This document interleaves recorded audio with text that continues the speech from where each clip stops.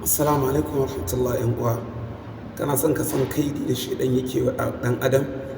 Ubangiji subhanahu wataala ya gama mana aiki, ya gama gaya mana shedan maƙiyin mu ne. Da Allah ya ce inna hadha aduwwun laka wa li zawjika fala yukhrijannakum min al-jannati fatashqa. Kaga ya fitar da mu daga inda muke jin daɗi ya kawo mu wajen wahala shine duniya. Da muna aljanna yanzu ya kawo mu wajen wahala saboda mugunta da keta.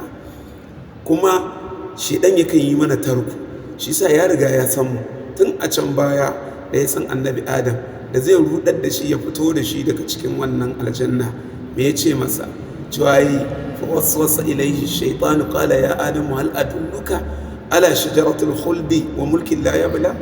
Cewa ba zan shiryar da kai wata bishiya wacce in ka ci ba za ka dawwama da mulki har abada.